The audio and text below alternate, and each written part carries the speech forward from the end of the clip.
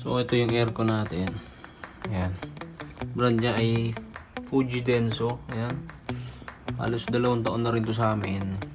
Ayun lang yung naging problema niya. Hindi gumagana yung remote. Hindi gumagana yung mga buttons dito. Pakita ko sa inyo. Saksak natin. Ayan. Ayan. Ganyan lang yung nangyayari. Tapos pag pinindot mo tong power, wala. Hindi gumagana. Ayun lang. Ganyan lang yung nangyayari sa kanya. Ito matigas, matigas, matigas. Hindi gumagana to. Matigas. Ito ipipindot. Ito ipipindot pa naman pero talagang walang power. Hindi gumagana. Ito hindi gumagana. Itong tatlo matigas na. Ayan. Ayan. Babaklasin na muna natin.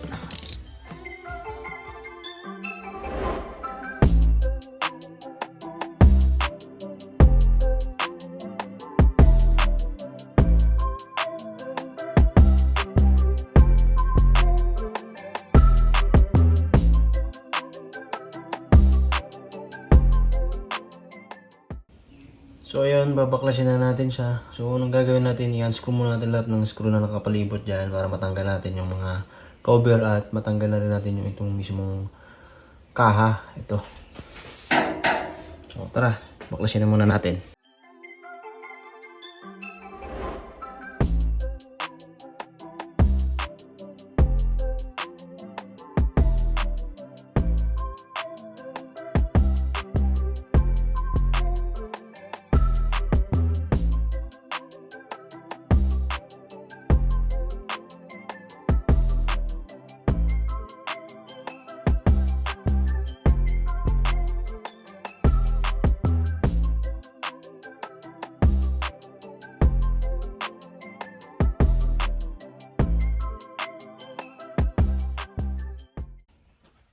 So ayun, binaklas na natin yung kanyang ayan, control panel, board, ayan Nung makita ninyo may mga buttons talaga dito na mga nalawang. Kagaya itong sensor, ang tawag dito, parang sa remote yata to.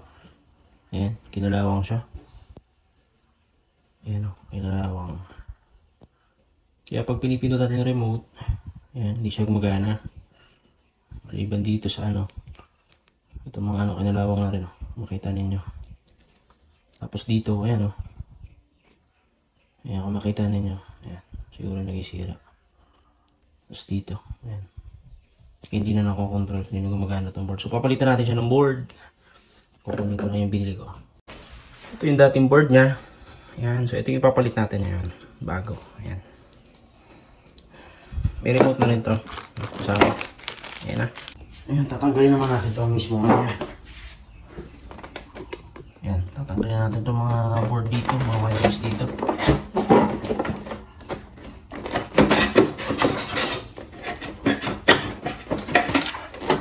Ayan.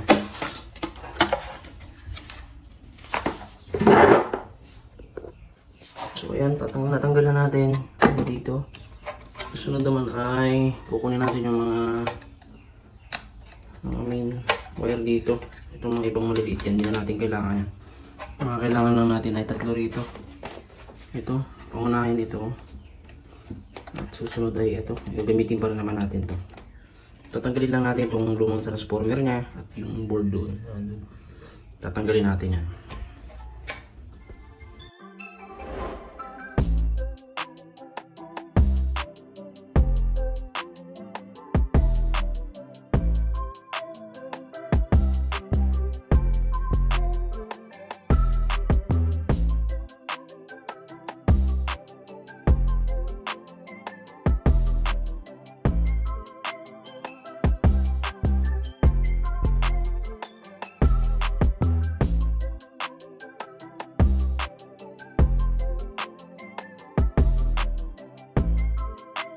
So yan, natanggal na natin.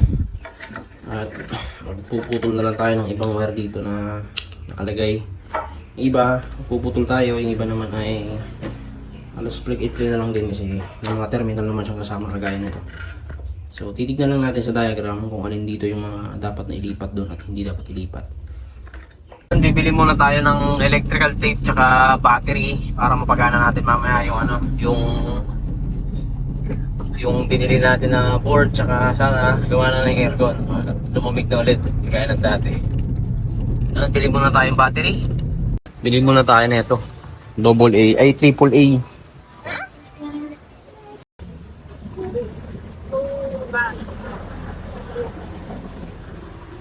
So, nakabalik na tayo ng bahay, nakabili na rin tayo ng tape dahil magsisimula na tayo tanggal at magkabit ng mga wire mula dito sa lumang board papunta dito sa bagong board. Ayan. So ayan, may mga ikakat lang kasi tayo doon kaya kailangan natin ng tape at syempre para sa remote kailangan natin ng battery. Ayan, AAA. Ever ready? Baka naman 3M, baka naman. So yun, at kung bago ka lang dito sa aking channel at hindi ka pa nakasubscribe, make sure na subscribe mo na ang channel na to at i-hit mo na rin yung notification bell para lagi kang updated sa mga bagong upload ko na videos. So ayan, simulan na natin sila isalin lahat ng wire, bawat wire na nakakabit dyan. So unahin muna natin ay yung kanyang fan, makita niyo dito. Ayan, meron nakalagay dun low. Ayan, medium, tsaka yung high. Ayan, high. So, ito yan.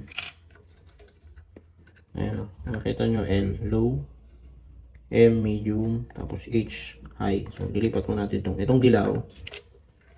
Itong dilaw na to, mapupunta dito.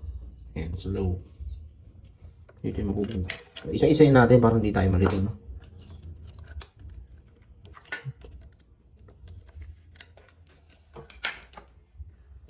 Yan, hugutin na natin to. Yan, hugot na natin. Yan, low, fan, nakalagay doon, fan, L, fan, low. So, low pupunta rito. Ilagay natin dito, ayan. Then, sunod naman ay yung high. Ayan.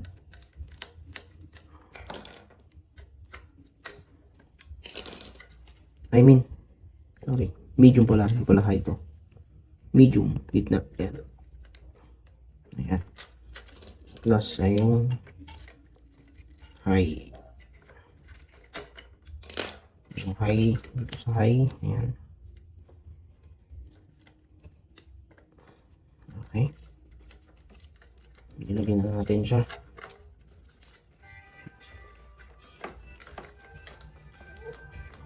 Ginagawa mo, nag-games ka.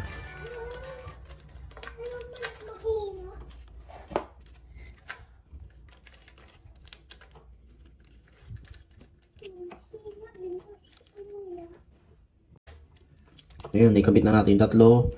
Low, medium, high ng fan. Ayan. Susunod naman tatanggalin naman natin itong supply na galing papunta sa outlet. Ito yung supply na nagaling sa outlet.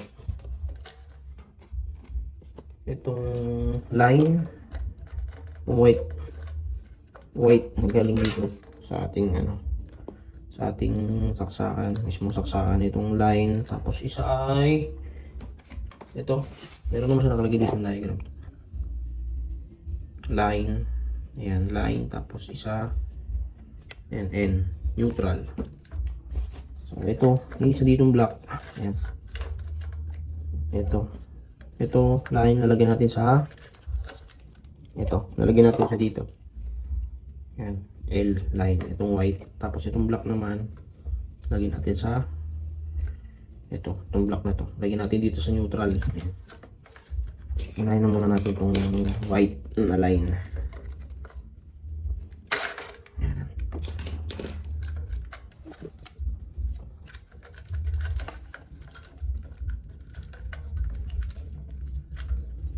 So itong line lagyan natin dito. Ayan.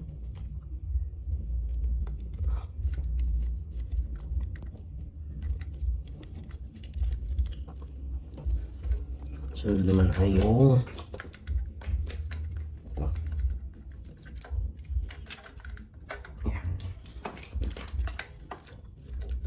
neutral. So bale, hindi pa dito nagtatapos itong pagkakabit natin ng neutral.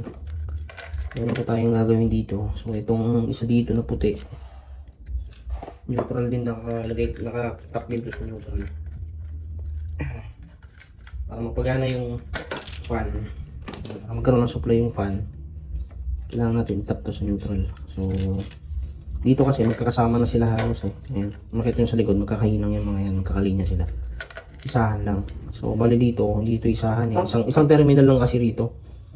So bali yung mangyayari niyan, para mapagana natin yung fan, tatap natin siya dito. So ito, puputulin natin to. Yan, puputulin natin to, itatap natin dito. Babalitan natin to. And then ito naman yung papunta sa capacitor. Halos same lang din sila, magkakalinya sila. So dito isang terminal lang kasi. Mangyari ulit, puputulin natin to para itap dito sa black wire sa neutral. Ayan, para magkaroon ng supply itong capacitor, mapagana yung compressor at mapagana yung fan. So tatap na muna natin. So yan, tanggalin na natin to. Itong isa ditong natitirang block, papunta to sa compressor. Ayan. So dito yun papunta. Yan, nakita nyo may nakalagay dito compressor.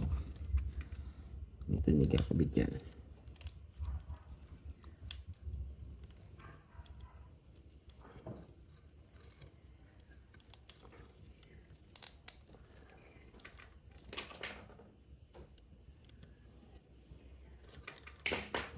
Hindi natin ikakabit yan.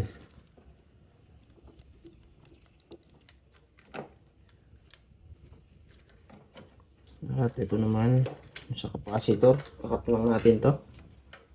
Ayan, cut na lang natin dyan para sabay dito sa black wire. Ayan, sasabay natin siya dito, and then ito sabay natin siya dito. Ayan. So hinangan na lang natin.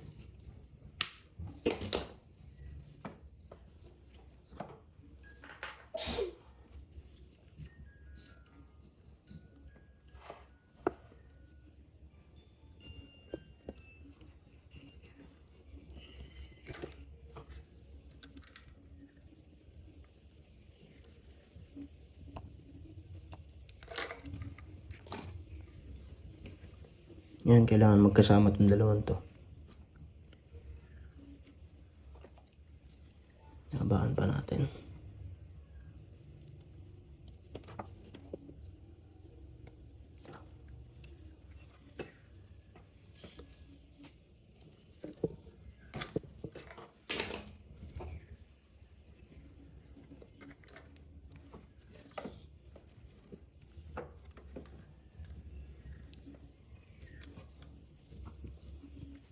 Yan. Dito natin ikakabit yan. So, susunod ba na natin gagawin? Papahiran natin ito ng soldering paste para kumapit yung panghinang. Pahiran natin. Dumihan lang natin para sure na kumapit.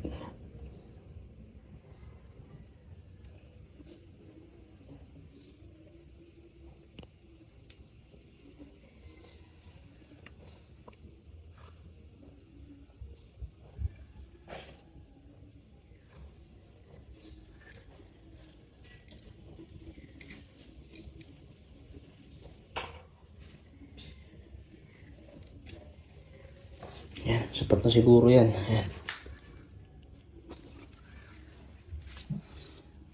Yan, hihinangan naman natin siya ngayon.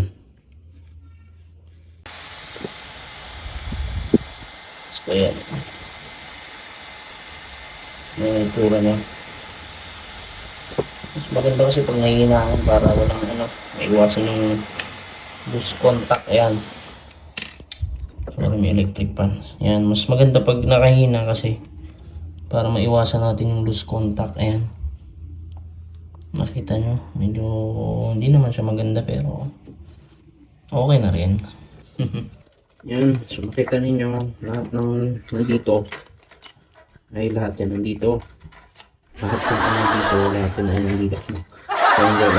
So, bali lahat ng nakikita nyo ngayon dito. So nandito yan sa loob nito. Tatanggalin na natin lahat to.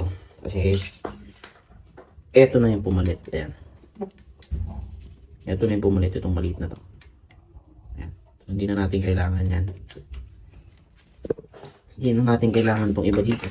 So, ito na. Lalagyan na natin siya dito. So, yung kabit na natin. Butasan na natin siya. Tornilyo na lang natin. So, ito naman transformer. Lalagyan naman natin itong transformer niya. So, mabuti na lang. Halos magkaano lang din naman sila. Yan. Magkasukat lang din naman ng dati. Kaya hindi na tayo magbubutas. Yan. Kabit lang natin to. Bago natin ikabit lahat ng mga takip na. Yan. Bago natin ikabit, testingin muna natin lahat kung gumagana ba ng maayos. Ayan. So, kakabit na muna natin ito panandalian doon. So, mamaya na natin siya ikakabit dito. Didikit dito. Lagyan ng pa-plug in muna natin doon. Tapos yung remote, yan, may binili tayong battery kanina. So, lalagyan muna natin ng battery. Tapos papaganahin natin yan. Tignan natin. Lalamig. Makita mo naman dito mag-ice yan. Yan. Nakikita mo kung lalamig. Papalamigin naman. Titignan muna natin kung napapalamig niya. Yan. Tignan na natin kung ano yung mga iba pang magagawa ng ano na yan. Kung asan na ba yung remote. Meron dito na kanina turbo. May nabasa ako turbo cool. Ano kung ibig sabihin nun, pero parang siguro pagkakaintindi ko turbo cool yung pinakamalamig na mode niya. Ayan. Yan. Yan remote na yun. Turbo cool. Yan. Sabi. Yan. Bigyan muna natin ng battery.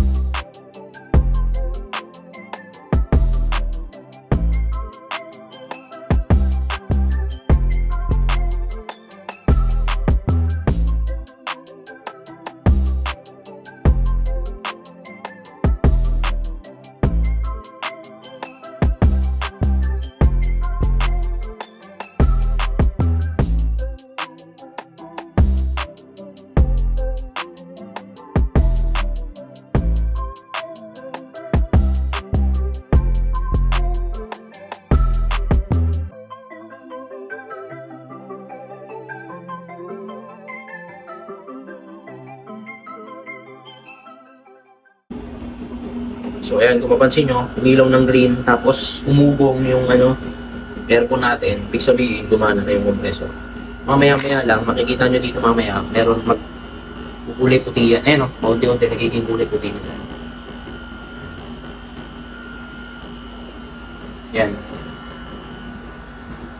Ibig sabihin, yung freon, sisirculate na, nagpupumpa na yung compressor. Ayan, makita nyo, nagiging puti na. So, ayun. Successful ang ating ginawang conversion. Ayan siya.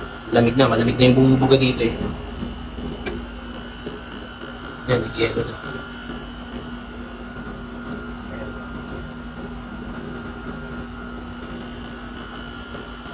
Yan, wala. Pag nawala ng gano'n, ibig sabihin, ikot na. Pupunta na yan dito sa ibang tatawid na yung dito, lamig.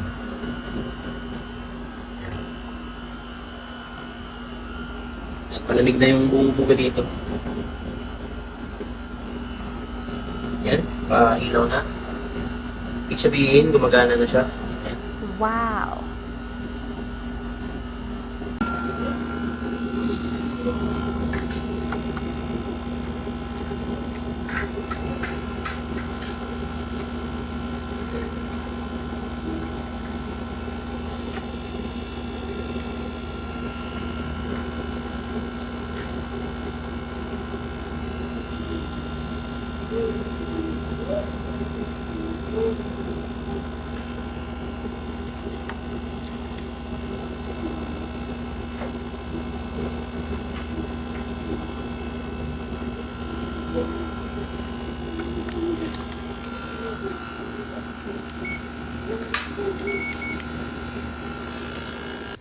Balik na natin lahat. Yun, ilagay na natin yung kanyang kaha. Ayan. Next naman itong Ayan. Itong vent cover, tapos itong filter. Hindi na sa cover ulit. Ayan. Din. Ayan. Ayan. Kubit natin to. Next yung filter. Ayan. Itong cover na evaporator. Ayan. Tapos mount na natin doon.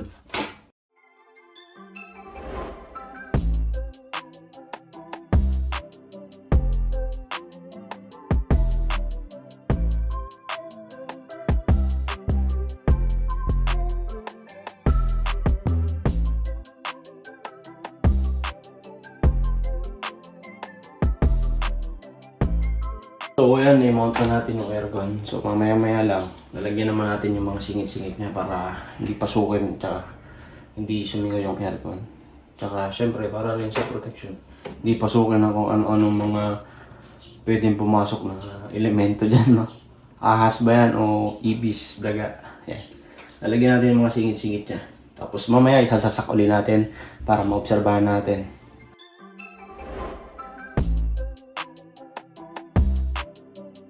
So ayun, pagkatapos ng mga ilang minuto na pagpapandar natin sa kanya, ayan, sarado muna yan yung mga bintana at saka yung pintuan, yan.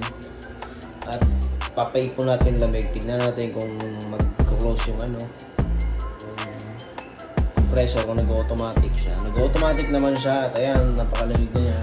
Ayan, wala nga lang ako nung tawag dun yung pansukat ng lamig.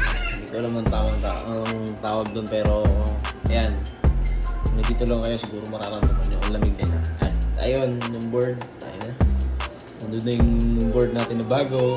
At dito na lang nagtatapos ang ating video. At kung bago ka pa lang sa aking channel, make sure na subscribe ka na, libre lang yan. Pinutin mo lang yung red button dyan sa baba, subscribe button, at i-hit mo na rin yung notification bell para lagi kang updated sa mga bagong upload ko na video.